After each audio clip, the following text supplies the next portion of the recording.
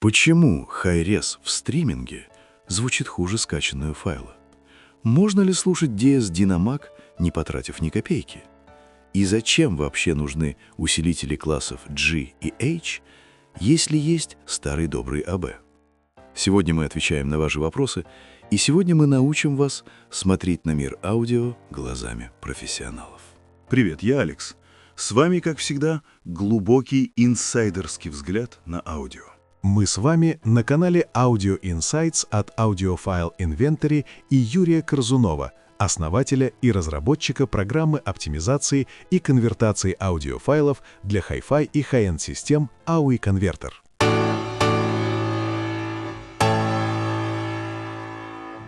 А я Элинора. Не забудьте поставить лайк и подписаться, чтобы мы могли раскрывать еще больше таких секретов. Информация в этом выпуске максимально сжата, поэтому слушайте до самого конца, чтобы понять всю картину. А теперь поехали!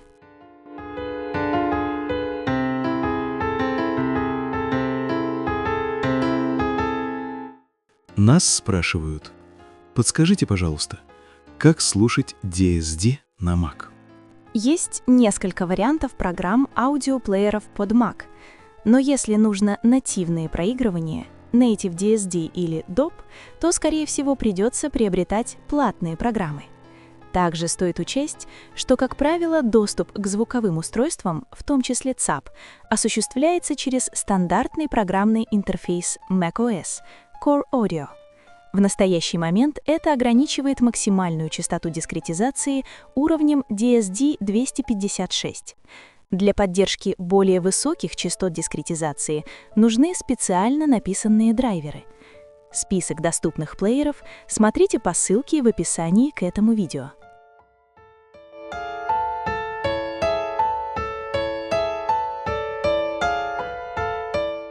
Следующий вопрос: какой CD-привод лучше для CD-риппинга? При CD-риппинге привод компакт-дисков не работает сам по себе. Он работает в паре с программой-риппером.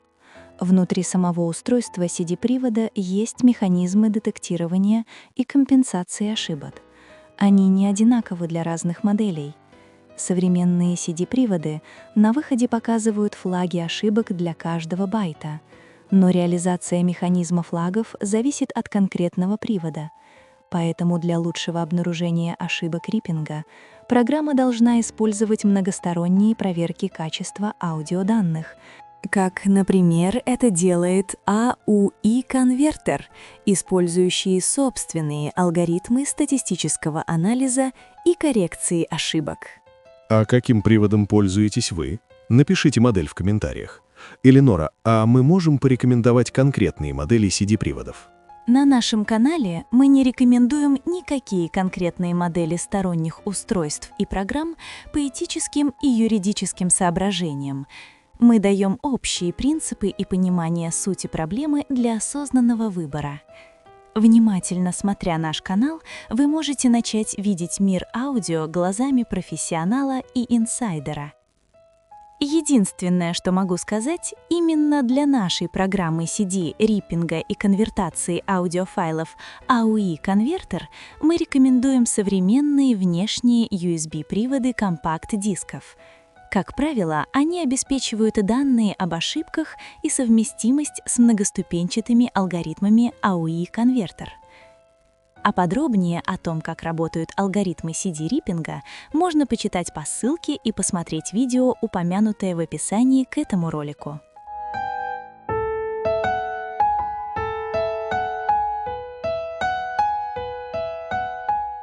Давай перейдем к следующему вопросу. Усилители класса AB — это, пожалуй, то, с чем большинство из нас живет десятилетиями. В чем их реальные преимущества и есть ли у них недостатки? И, честно говоря, меня всегда путали классы G и H. Зачем они вообще нужны? Начнем с базы. Класс AB — это компромисс между классами A и B. В классе A транзисторы постоянно проводят ток, даже без сигнала. Это дает очень низкие искажения, но крайне низкий КПД. В классе B Каждый транзистор усиливает только свою половину сигнала, что повышает эффективность, но создает так называемые crossover искажения при переходе сигнала через ноль. То есть класс АБ пытается убрать эти искажения? Да, в классе АБ выходные транзисторы слегка открыты даже без сигнала. Благодаря этому переход через ноль происходит более плавно, и кроссовер-искажения значительно уменьшаются. Преимущество класса АБ – низкий уровень искажений при правильной настройке схемы, хорошая линейность в широком диапазоне мощности, отработанная и надежная схемотехника.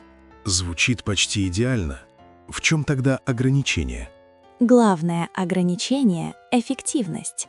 Максимальный КПД класса АБ обычно находится примерно в диапазоне 50-70%, а при обычном прослушивании часто значительно ниже. Остальная энергия рассеивается в виде тепла. То есть при большой мощности это становится проблемой? Да, верно.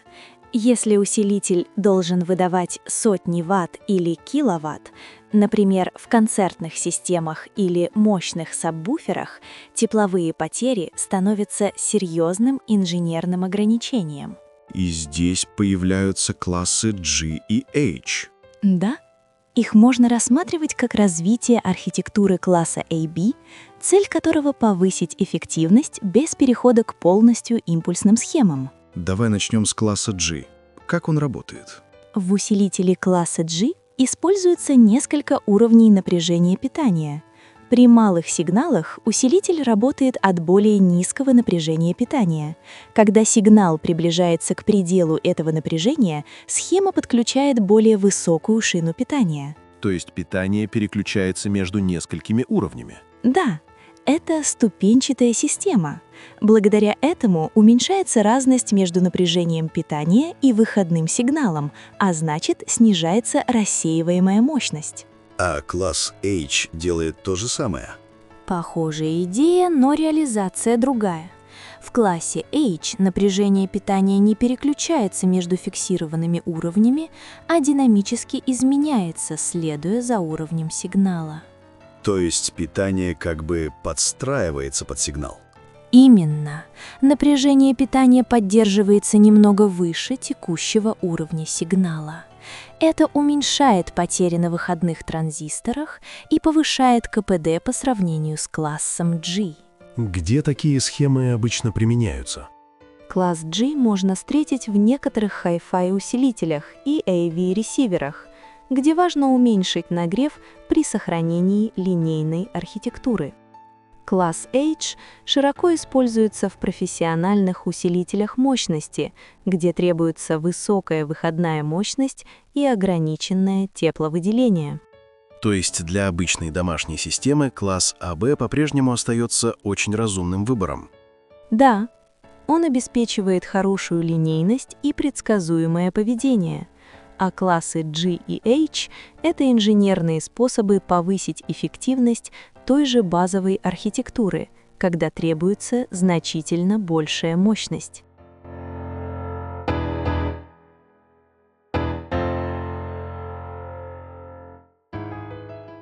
Элинора, у нас в комментариях под каждым видео разворачивается одна и та же драма.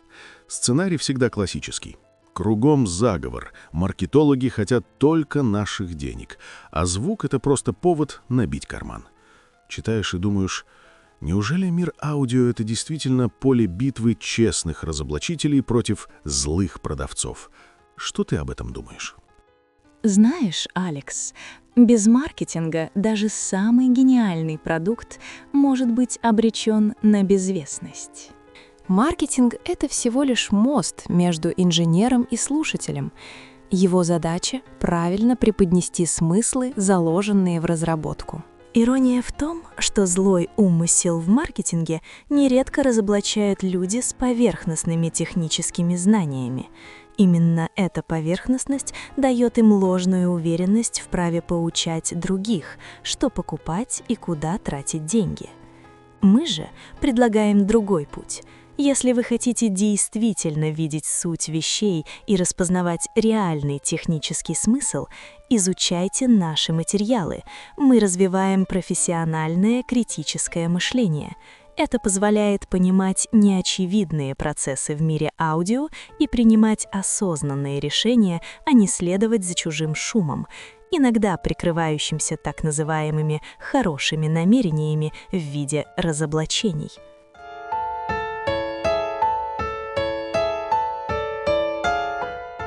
Нас спрашивают, ультразвуковая составляющая в цифровом тракте и аудиофайлах. Полоса выше 100 кГц. Она вообще нужна или нет? Вопрос ультразвука и ширины полосы устройств связан в первую очередь с точностью передачи временных характеристик сигнала, то есть фазой, а также с возможными продуктами интермодуляции ультразвуковых компонентов.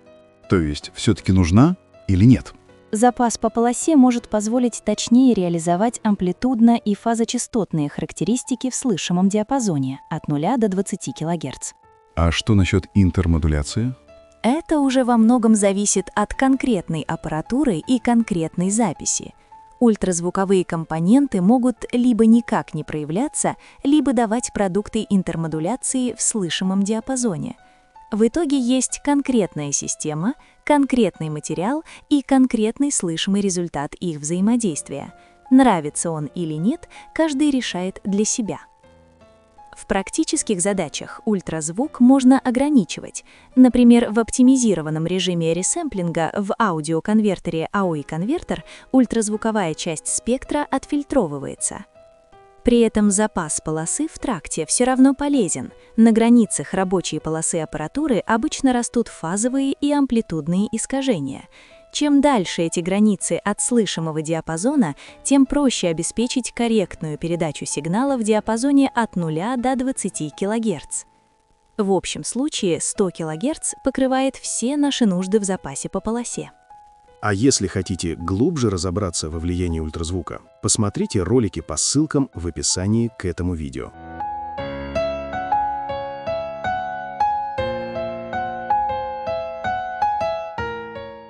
Теперь вопросы по производству роликов. Вот нам пишут, графика ИИ стала мультяшной месяц-два назад и, может, и был более кривой, но мультяшность в глаза не бросалась. Некоторое время назад мы сменили движок анимации.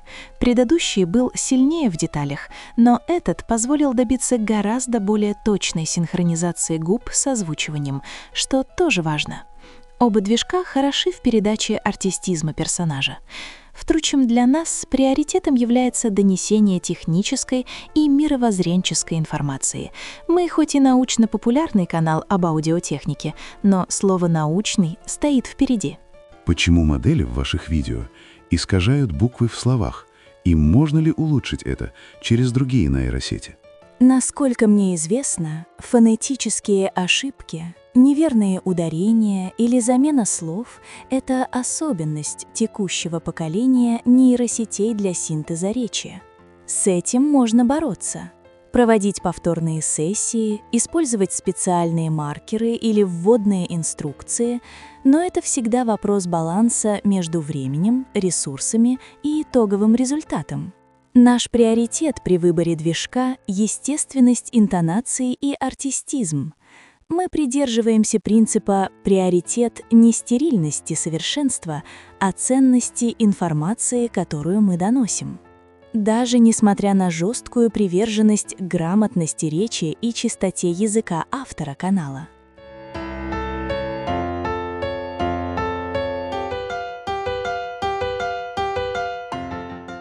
Перейдем к вопросам о разрешении аудио. Нас спрашивают, если с точки зрения математики 44,1 кГц достаточно для точной реконструкции волны, то почему я отчетливо слышу улучшения на ХРС-файлах? Дело в том, что те, кто утверждает, будто для воспроизведения диапазона от 0 до 20 кГц достаточно 44,1 кГц, неправильно трактуют теорему Найквиста-Шеннона-Котельникова. Вернее, рассматривают ее в вакууме, в отрыве от реальности.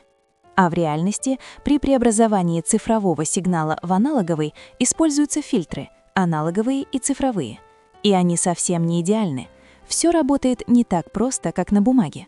Подробнее об этом можно узнать в ролике по ссылке в описании. И вот продолжение вопроса. Почему в стриминге такое плохое качество звука?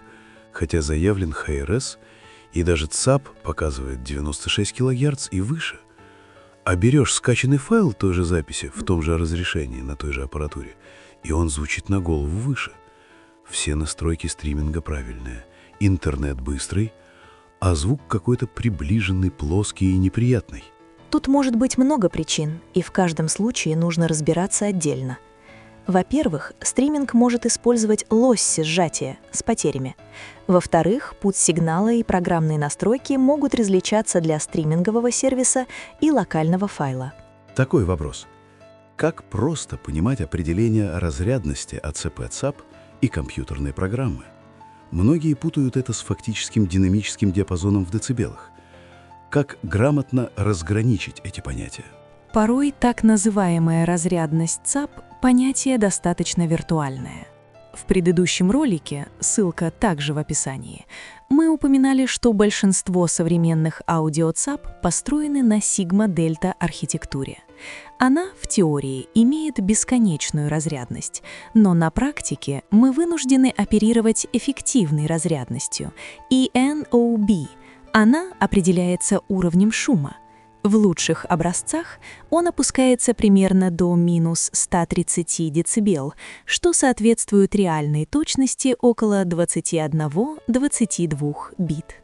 Так откуда тогда берутся 24 и 32 бита? Все просто. На входе ЦАП может принимать данные в формате 16, 24 или 32 бита.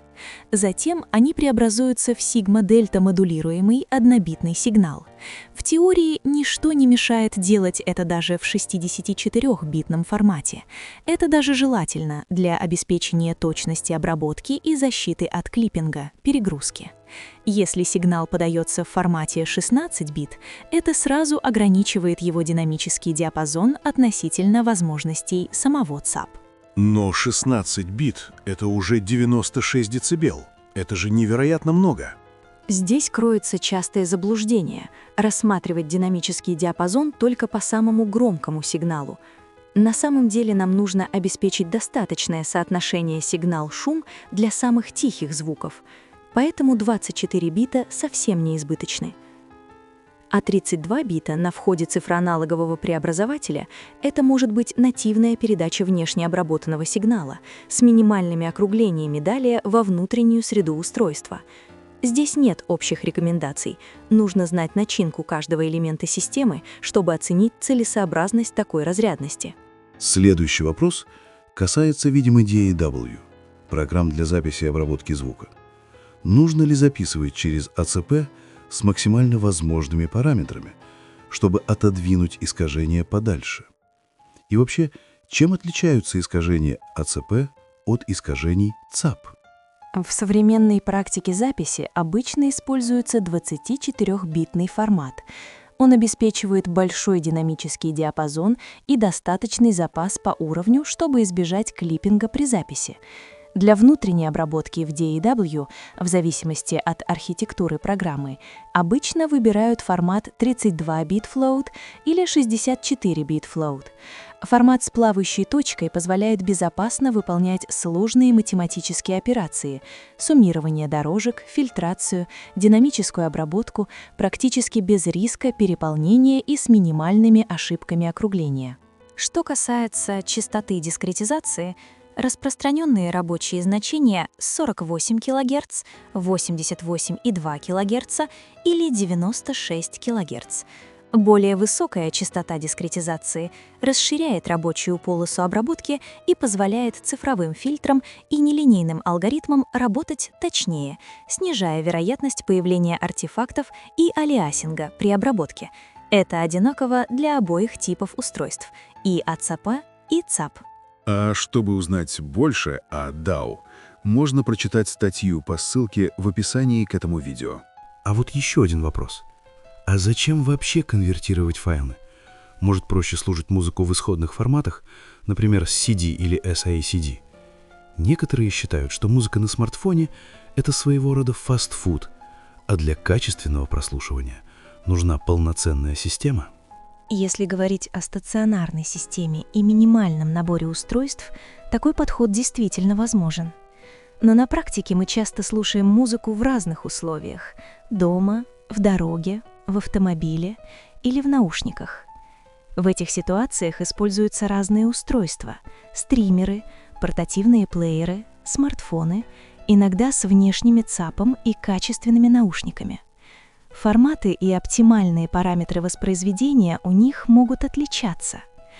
Кроме того, CD и SACD — это лишь конкретные форматы хранения, а не универсальные параметры для всех устройств.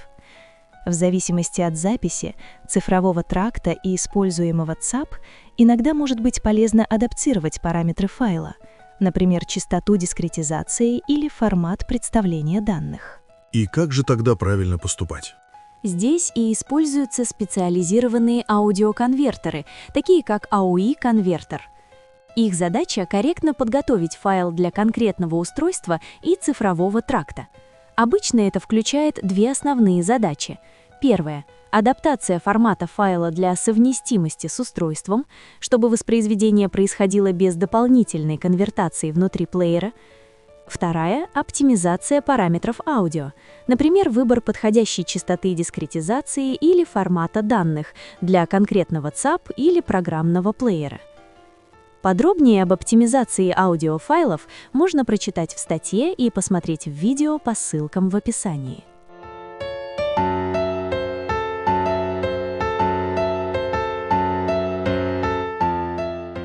Слушай, мы все время говорим о FLAC и WAV, но в аудиофильских кругах иногда всплывает WavePack, файлы с расширением WV.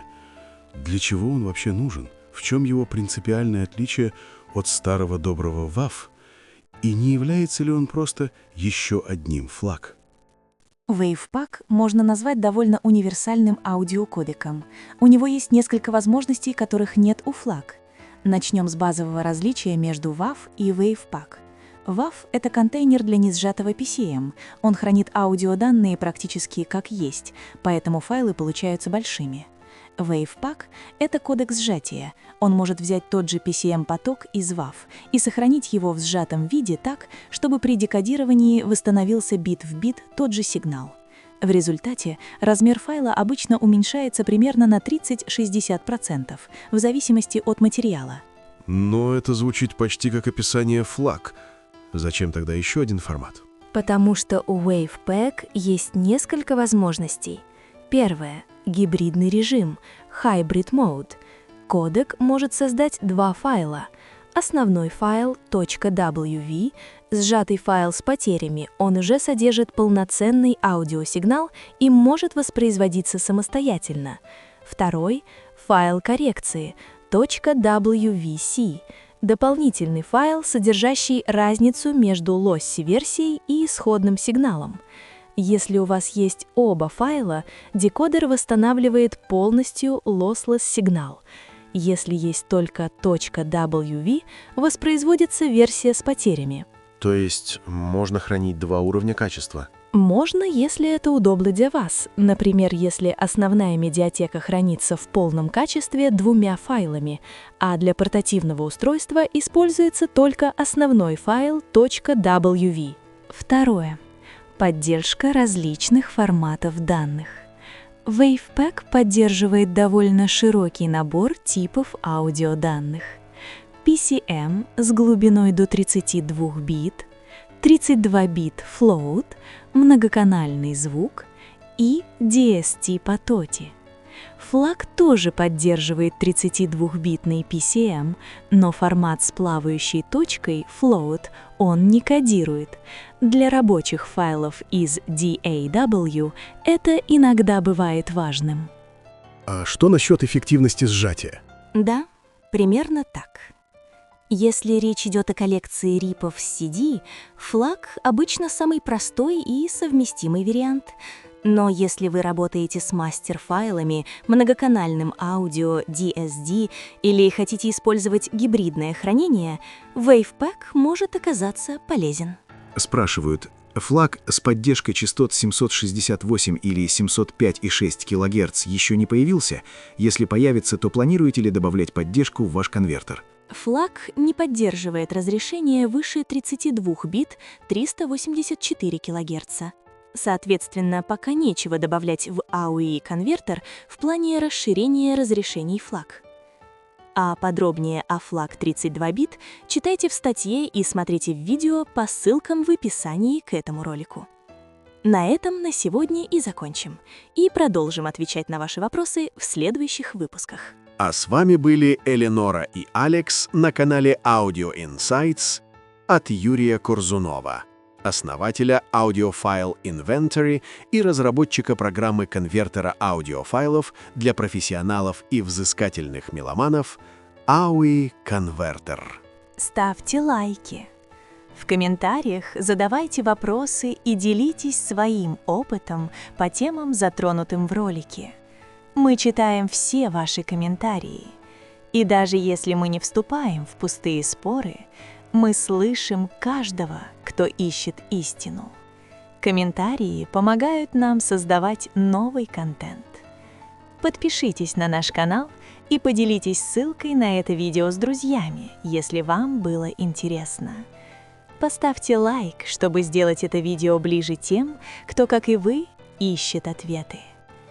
До новых встреч, друзья! И пусть ваш звук всегда будет безупречен.